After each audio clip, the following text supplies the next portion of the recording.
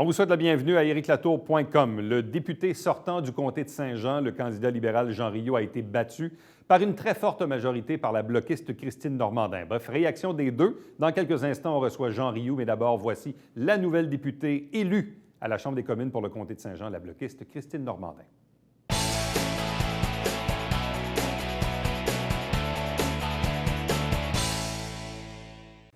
Élection fédérale, élection d'un gouvernement libéral minoritaire au Canada qui est quand même assez fort en nombre de sièges, possiblement avec le support du NPD. C'est ce que les semaines vont probablement nous voir annoncer dans les prochains temps. Mais pendant ce temps, au Québec, évidemment, il y a eu un changement du paysage politique, la résurgence du Bloc québécois, notamment ici dans le comté de Saint-Jean. Donc avec nous, on vous la présente, la nouvelle députée élue du comté de Saint-Jean, Christine Normandin. Bonsoir, bienvenue et félicitations. Merci beaucoup. C'est gentil de me recevoir à nouveau. Bien, ça fait plaisir. Êtes-vous peut-être pas surprise de la victoire, parce que visiblement, dans les derniers jours, on sentait un vent tourner en faveur du Bloc, mais surprise du résultat. C'est quand même tout près de 9000 voix de majorité. En fait, non, je vais vous dire que je suis aussi surprise de la victoire. Ah oui? Je ménageais beaucoup mes attentes pendant la campagne. En fait, et quand on a vu les premières boîtes s'ouvrir avec la première avance, il y a un petit peu de tension qui est tombée, mais jusqu'à ce moment-là exact, on entendait aussi dans les maritimes les boîtes ouvrir, puis beaucoup de libéraux sortir relativement fort. Je dis, oups, il faut peut-être que je me ménage. Puis c'est vraiment juste à ce moment-là où je me dis, c'est peut-être dans la poche. Donc, il y a toujours un doute. Il y a toujours un doute. Je ne suis pas du genre à tenir les choses pour acquises en partant. Et puis, je voulais vraiment ménager mes attentes. Puis je pense que naturellement, je le faisais. Puis on avait vu, on suit les sondages, il y avait eu une petite baisse là, quelques jours avant l'élection. Je me disais, il pourrait y avoir beaucoup de surprises. Comment interprétez-vous maintenant les résultats? À partir du moment qu'on les connaît là, maintenant, qu'on sait qu'il y a 32 députés du Bloc au Québec, on voit le suffrage, on voit ici les résultats dans le comté de Saint-Jean ou dans Belleuil à côté avec votre chef, Yves-François Blanchet, ou d'autres comtés un peu homogènes. Là. Quelle est la lecture que vous en faites aujourd'hui maintenant? En fait, la lecture personnelle que j'en fais, c'est par rapport au contact qu'on avait avec les citoyens pendant la campagne. Il y a beaucoup de gens qui sont venus nous voir, notamment après les débats, notamment après le vote par anticipation aussi, pour dire « j'ai voté pour vous » ou « j'ai vraiment apprécié la performance de votre chef ». Et c'était spontané. Les gens nous arrêtaient, on faisait des entrevues des fois radio, télé, et les gens interrompaient les entrevues pour venir nous dire « j'ai voté pour vous », puis je suis vraiment content.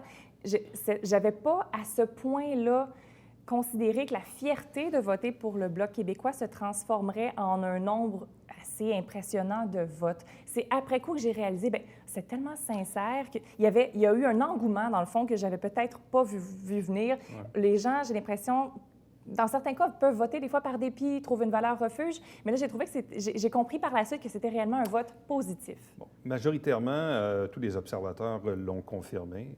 Évidemment, la performance d'Yves-François Blanchet comme campagne a été quand même assez c'est une révélation. Ah oui. Dans le comté, ici, moi, j'entendais, oui, notre candidate, c'est une bonne candidate. Je pense que c'est une dame qui a de l'allure. Bon, tu sais, on la voit en entrevue, on l'entend, tout ça.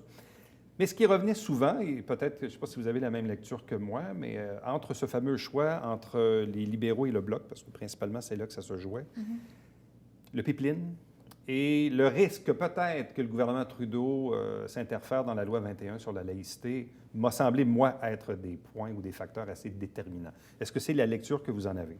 Ça a été déterminant, mais je dirais que la performance des François l'a été davantage. Le fait d'avoir un porte-étendard très posé, qui répondait aux questions, qui ne tombait pas dans l'attaque, ça a été peut-être même davantage... Le ton a été peut-être davantage un vecteur de victoire que certains enjeux. On ne se cachera pas que les gens nous ont parlé du bilan de M. Trudeau, nous ont parlé du pipeline, nous ont parlé de la laïcité, mais pas autant que de la performance des François. Oui. Les gens nous parlaient spontanément de ça. Le fait que la campagne aussi était positive et surtout vers la fin, quand on a senti peut-être que le tapis glissait sous les pieds des deux principaux partis fédéralistes, qu'il y a eu plus une campagne de peur. Et ça, les gens, j'ai pas l'impression qu'ils ont mordu, même au contraire, ils l'ont dénoncé, ce qui a peut-être mis encore plus en porte-à-faux la performance très positive et très posée des François avec celle des chefs qui essayaient justement de mener une campagne plus de peur.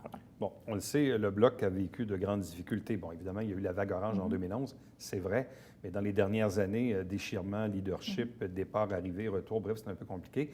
C'était quand même un exploit de ramener ce parti-là là où il est maintenant aujourd'hui. On partait d'une dizaine de députés à une trentaine aujourd'hui.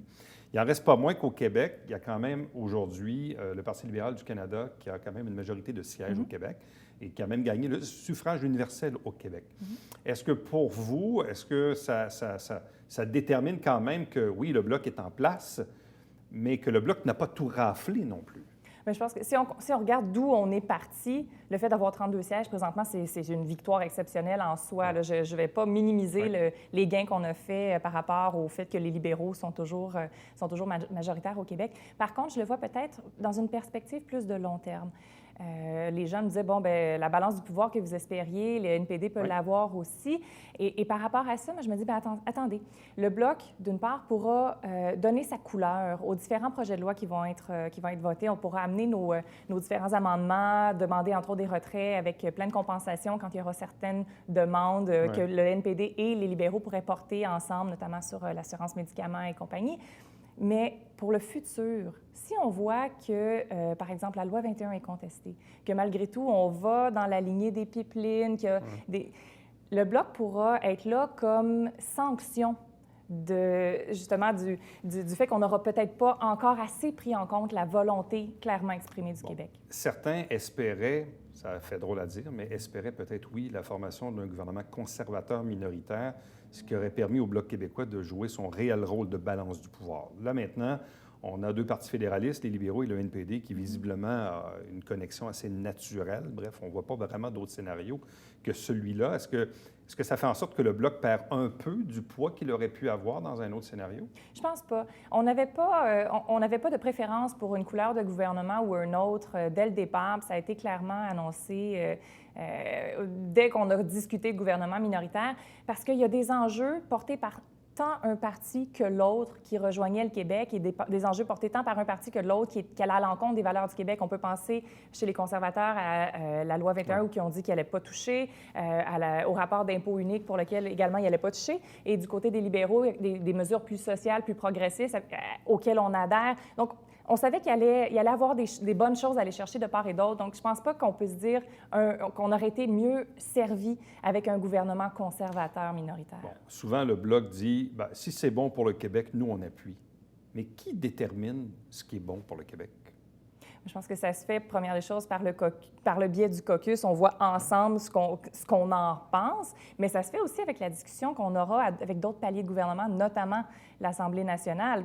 C'est pas rare qu'il y ait des motions unanimes, entre autres, qui sont votées par l'Assemblée nationale, dont on sera les porteurs. Les différents projets de loi qui sont adoptés aussi, on le sent. Et on sent les consensus sociaux, mais il y aura définitivement des discussions à y avoir, parce qu'il y aura des zones grises. Est-ce que le Bloc est le porte-voix de l'Assemblée nationale, ou si, à la limite, même le Bloc devient le porte-voix du gouvernement de François Legault? On s'est fait poser la question souvent, puis il y en a même quelques-uns qui nous ont accusés de devenir une succursale de la CAQ, ce qui était drôle parce qu'on voyait les conservateurs dire que le Bloc, c'était le PQ. Donc, on disait, ben, à un moment donné, branchez-vous, là. Mais non, on n'est pas une succursale de la CAQ. C'est pas parce qu'un ministre, par exemple, de la CAQ se lève un matin qu'il a une idée qu'on va dire, oh, automatiquement, on porte ce dossier-là à Ottawa. On verra comment ça se débat à l'Assemblée nationale. Est-ce qu'il y a des frictions beaucoup? Est-ce qu'il y a un consensus? Est-ce qu'il y a une acceptabilité sociale dans le cas du développement de certains projets? Ce sera de cette façon-là qu'on le verra. Les valeurs du Québec, on les portait dès la création du Bloc et ce n'était pas un gouvernement de la CAQ à l'époque et ça se faisait plus par le biais des consensus de l'Assemblée nationale. Comment avez-vous trouvé la campagne localement, le rapport que vous avez eu avec vos principaux adversaires, M. Rioux, M. Thibert, M. Chenaille? Bon, les autres étaient un peu plus absents du paysage. Mais bref, comment avez-vous trouvé la campagne localement? C'était quand même une première expérience de campagne électorale pour vous. Comment vous avez trouvé ça? J'ai que des éloges à envoyer à mes adversaires. Ils ont bien servi les citoyens. En fait, je pense que collectivement, on a bien servi les citoyens dans le cadre de la campagne électorale parce que ça a été une campagne très propre.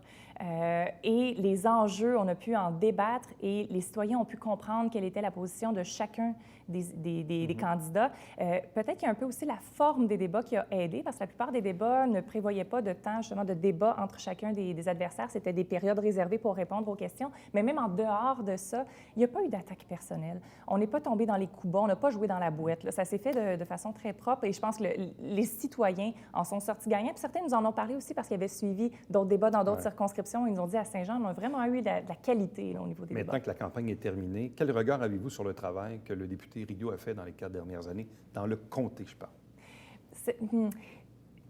Je pense que ça va se voir plus au fur et à mesure. C'est sûr qu'il y aura une transition à faire. Là, je verrai comment les dossiers ont été menés davantage et comment peut-être moi je voudrais les tourner. Reste qu'il y a beaucoup de gens qui ont dit oui, il a fait un bon travail, il a été présent, mais je me questionne peut-être encore un peu quant au choix des items sur lesquels il a fait son bilan, là, notamment le parachèvement de l'autoroute 35, qui est pour moi plus du ressort du provincial. Le fédéral n'envoie que les enveloppes et en plus, on commence plus les phases là, qui sont à l'extérieur du comté. On a parlé du péage sur le pont Champlain qui est aussi à l'extérieur du comté. Je me pose la question peut-être au niveau local, qu'est-ce qui a vraiment été... on a parlé beaucoup de sortir des familles de la pauvreté, mais c'est plus des enjeux nationaux. J'ai moins entendu parler d'éléments très locaux, je vous dirais. Comment envisagez-vous maintenant votre transition professionnelle? Parce que vous êtes avocate en titre, probablement des dossiers ou des clients en cours. Donc, comment on fait ça? Mettre fin à un travail dans un cabinet d'avocat et devenir une députée? En fait, pour être très honnête, j'avais un peu prévu le coup au mois de juillet. Pendant les vacances, je m'étais entendue avec mes collègues pour transférer les dossiers. Il ralentit, c'est ça? Oui, en fait, comme on était 3 au bureau, les dossiers ont carrément été remis à mes 2 autres collègues qui les ont poursuivis. J'ai gardé juste une poignée de dossiers pour lesquels, par exemple, c'était des gens très proches ou des dossiers spécifiques qui n'étaient pas des dossiers, par exemple, de droit de la famille, là, parce que je fais aussi une petite formation d'avocat généraliste. Donc, j'ai gardé seulement qu'une poignée de dossiers pour lesquels la plupart ont été réglés en cours de route. Donc, il me reste que quelques dossiers à finaliser parce que je me disais que peu importe ce qui arriverait le 21 octobre, peut-être que je ne retournerai pas à la pratique du droit. La piqûre politique était quand même assez forte. Je me disais, je pourrais peut-être trouver une autre façon de m'impliquer. Vous êtes originaire de la région, originaire du Petit-Bernier. J'ai même vu la vidéo sympathique que vous avez faite dans l'espace familial. La question m'a été posée, donc je vous la pose. Avez-vous l'intention d'habiter le comté? Oui. C'était clair quand je suis partie de Saint-Jean qu'un jour j'allais revenir. C'était vraiment juste une question de temps. J'ai beaucoup aimé mon passage à Montréal, mais la maison me manquait et a commencé à me manquer encore plus pendant la campagne, là, de voir tous ces visages-là qu'on connaît. Puis je trouve Saint-Jean tellement belle.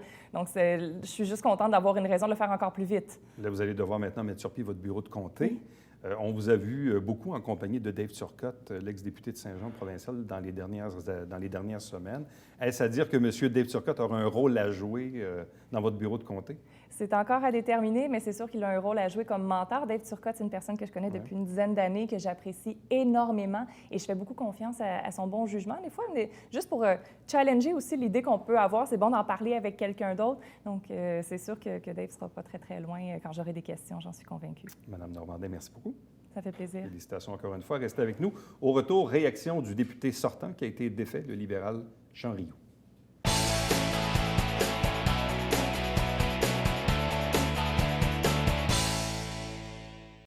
Mesdames et messieurs, bonjour et bienvenue à la Justice entre nous. Mon nom est Serge.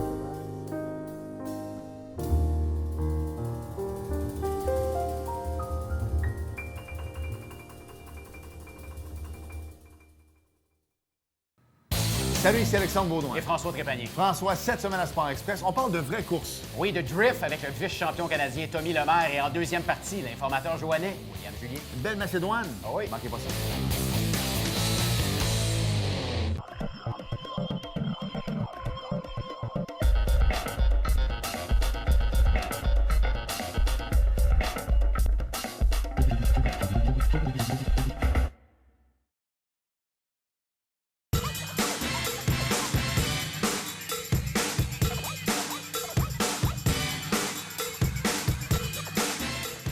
Dimanche, 9h30, Télé Bingo, on vous attend.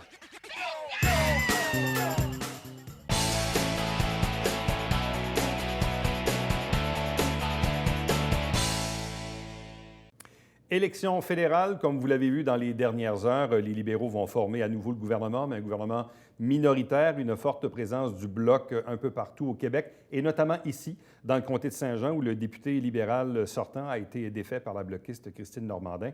Jean Rioux est avec nous. Bonsoir et bienvenue. Bonsoir. Comment on se remet d'une défaite électorale? Bien, en fait, ce qu'il faut regarder, si on offre nos services, puis on est plusieurs candidats, bien, il y a une démocratie qui existe, puis on accepte le verdict. Je pense que c'est tout clair. Surtout qu'on a eu une très belle campagne ici, les candidats. Ça n'a pas été des confrontations musclées. Ça a été davantage, on a eu 5 débats ou présentations ensemble. Et les gens ont présenté leur programme, leur idée, puis sans dénigrer les autres. Donc, ça a été une campagne la dernier débat qu'on a eu ensemble. Tout le monde était unanime sur le climat qu'il y a eu pendant la campagne. Est-ce qu'il y a quand même forcément une certaine déception? Ben oui, c'est sûr qu'il y a une déception parce que je pense qu'au national, on avait un bon bilan. On a quand même sorti 900 000 personnes de la pauvreté. Les Canadiens ont créé 1 100 000 emplois. C'est que l'économie allait bien. Il y avait des mesures sociales pour inclure davantage les gens. Puis je pense qu'aussi, au niveau local, je pense que ça a été 4 années fructueuses ici, que l'on pense au retour de la formation universitaire, l'investissement pour la 35, les investissements qu'on a eus à la garnison. On va passer de 5 000 à 7 000 vétérans, et ainsi de suite. Je pense il y a aussi beaucoup de projets qui sont intéressants sur la table. Est-ce qu'il n'y a pas, peut-être pas de l'amertume, mais une certaine frustration de dire que je fasse ou non un bon travail de député, s'il y a une vague qui m'emporte, elle m'emporte. Hein? C'est un peu ça, malheureusement, la politique. À certains moments, il y a des gens qui ne pensent pas être élus et qui le sont, et l'inverse est aussi vrai. On pense à notre réélection et finalement, on ne l'est pas. Est-ce que ça, il n'y a pas un peu de frustration de dire, je pense avoir fait un bon travail, mais visiblement, c'est même pas serré, là? Non, bien, on dit que le candidat vaut au maximum, représente 10 du vote. Donc, souvent, la dernière élection, ça avait été ça. J'avais gagné j'avais eu 22 000 votes et j'avais gagné par 2 000. Ça faisait à peu près 10 Mais cette fois-ci, ça n'a pas été assez. Mais c'est ce qui se passe au national, finalement, le débat des chefs, en fait, et le programme du parti qui fait foi pour le vote. À quoi vous attribuez le retour en force du Bloc québécois, notamment dans des comtés comme celui de Saint-Jean, là, qui est assez homogène par rapport à d'autres, Belleuil-Chambly ou Saint-Hyacinthe, ou même d'autres sur la Rive-Sud, et même à la limite, certains diront que quand on regarde les comtés provinciaux qui ont voté CAQ il y a 1 an, on redécoupe ça au fédéral, c'est pas mal un copier-coller. À quoi vous attribuez cette défaite des libéraux au Québec, mais principalement le retour du Bloc au Québec? Bon, principalement, si je regarde le plus la région, même ici, c'est un comté qui a toujours été très nationaliste. Et le premier ministre du Québec a fait la promotion de la laïcité et ça a pris l'atout. Même si on sait qu'il n'y aura pas de jugement probablement avant la fin d'un mandat de 4 ans, que le premier ministre en place n'aura pas à intervenir, puis aussi que le Québec a invoqué la clause non-obstant, donc on ne peut pas y toucher pendant 5 ans, puis elle peut être renouvelée. Mais ça a été l'enjeu de la campagne. Est-ce que vous auriez souhaité que M. Trudeau soit plus, comment je dirais, plus direct, un peu comme M. Scheer l'a fait, de dire, bien, écoutez, moi, la loi 21, je ne l'aime pas, mais je vous avise tout de suite, si je suis élu premier ministre, je ne toucherai pas à ça parce que c'est une juridiction provinciale. Est-ce que vous auriez souhaité que M. Trudeau soit plus clair, plus net sur cette question-là? Je pense que les explications que je viens de donner. Il n'y aura pas de jugement. Là, on va voir ce que la Cour va en dire. Mais le public n'avait pas cette perception-là de M. Trudeau. Exactement. Il avait la perception qu'il pouvait peut-être y toucher, là. Oui. Bien, c'est la perception, sauf que s'il avait été aussi clair que ça, en disant « j'aurai pas à y toucher dans les 4 prochaines années, il n'y aura pas eu de jugement ». Et en plus de ça, bien, il y a la clause non-obstant qui a été invoquée. Et ça, j'ai trouvé ça malheureux qu'il n'ait pas été aussi clair que ça. Bon. Le pipeline aussi? Bien, le pipeline, il aurait pu être plus clair, puis il aurait pu être plus pédagogique. Parce qu'on a changé la loi pour accepter les pipelines et on l'a rendu très sévère. Et on sait qu'il n'y a pas d'acceptabilité ici au Québec. Et si elle ne l'est pas, la loi elle dit, bien là, il n'y en a pas. Et je pense qu'il aurait fallu qu'il soit davantage clair, plus pédagogique. Mais c'est là qu'on voit que ça ne tient à pas grand-chose parce que souvent, les élections, il y a toujours un 20 de la population qui fait ou défait les gouvernements ou les députés en place. Et pour moi-même, l'avoir entendu dans les dernières semaines dans le comté, il dit « Oui, les libéraux, le pays va bien, Il y a un bon bilan économique, le député a fait une bonne job, mais on n'est pas sûr si M. Trudeau n'ira pas jouer sa loi 21 puis le pipeline. Fait que pour ces raisons-là, finalement, on va voter bloc. Ça tient à pas grand-chose, là. Effectivement, on a oublié tout le bilan positif pour deux aspects. Et comme je disais, je pense qu'il y aurait... M. Trudeau a agi comme à la Chambre des communes, des réponses qu'il donne à des collègues. Et je pense qu'il aurait dû sortir davantage son statut de professeur, davantage pédagogique au niveau de la population. Ouais. Bon. En même temps, M. Blanchet, il faut quand même l'avouer, a fait une bonne campagne. C'est un peu une surprise dans cette campagne-là. Visiblement, les conservateurs n'ont pas beaucoup levé au Québec. Ça, je pense que c'était écrit dans le ciel. Le vote du NPD, par contre, s'est effondré. Quand on regarde la répartition des gains ou des défaites au Québec, la majorité des sièges du NPD sont allés majoritairement au Bloc, quelques-uns aux libéraux. Ce qui fait qu'au final, on regarde la carte aujourd'hui, on se dit le Parti libéral du Canada est toujours le gouvernement, c'est vrai, mais principalement dû à quoi? Aux Maritimes, Montréal, Ottawa, Toronto, Winnipeg, Vancouver. Donc, un parti qui est très, très urbain dans des métropoles, principalement, où il y a beaucoup de population, donc beaucoup de comtés. Mais pour le reste, on a un pays aujourd'hui qui est complètement divisé. Oui, et on a un gouvernement effectivement minoritaire, et c'est là que ça va être important de s'assurer que les intérêts des citoyens vont être promus avant toute chose, et d'être aussi, et ça veut dire quoi? Ça veut dire d'être à l'écoute des régions autant que des villes.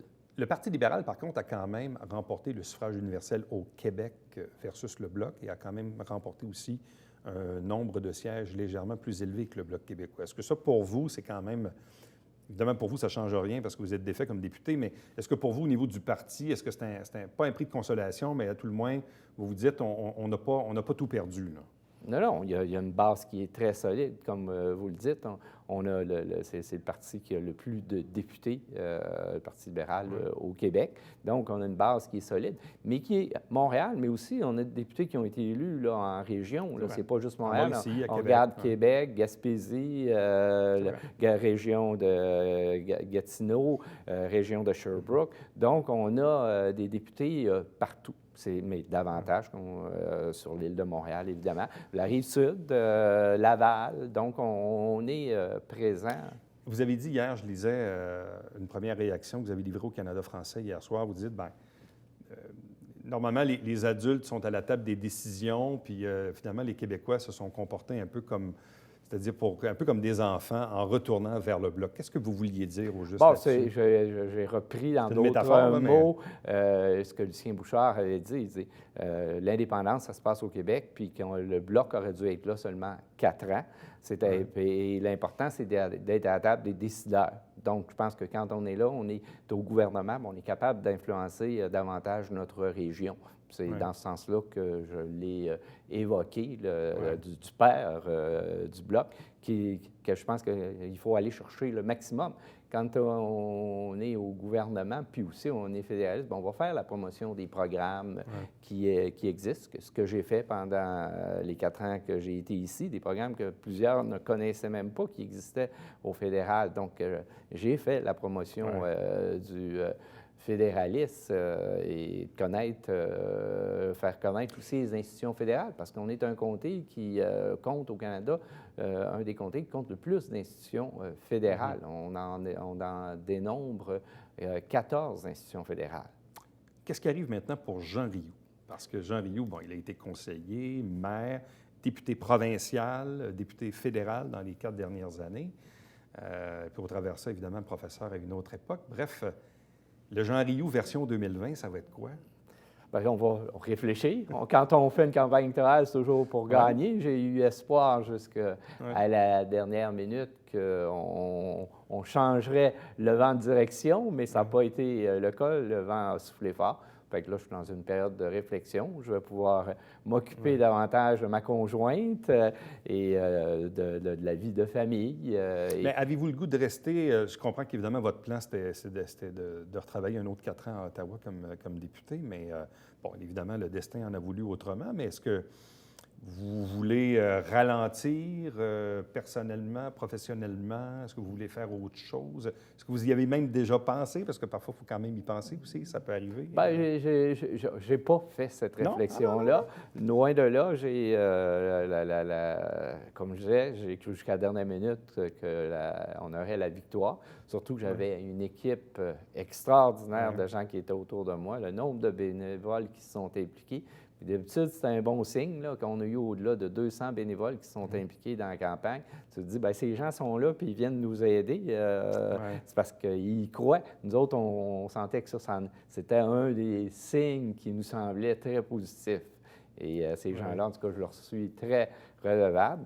Mais aussi, je considère que d'avoir été là 4 ans, que la population m'a fait un privilège. Puis j'ai essayé de donner le meilleur de moi durant cette période-là. Puis je pense qu'on a eu des résultats. On peut toujours faire mieux, mais je pense que j'ai essayé de donner le mieux de moi. Qu'est-ce que vous souhaitez à la nouvelle députée de Saint-Jean, Mme Normandin? Bien, d'être au service de la population comme je l'ai été. Puis je pense que c'est notre rôle comme député d'essayer de faire le maximum pour que nos régions puissent se développer. Je pense que c'est le cadre de tout député, d'être au service de ses citoyens et de faire la promotion des demandes qui sont faites par les citoyens, les différents organismes communautaires, les municipalités. On est au service de ces gens-là, de leur donner le plus de services possible et de leur faire connaître ce qu'il y a de disponible au gouvernement, d'en faire la promotion. Jean Rioux, merci beaucoup. Ça m'a fait plaisir. Merci aussi pour votre grande disponibilité dans ces dernières années. Donc, c'est toujours apprécié. Et on va vous souhaiter, bien sûr, la meilleure des chances pour les projets à venir. Merci. Reste avec nous. Au retour, le Babillard quotidien.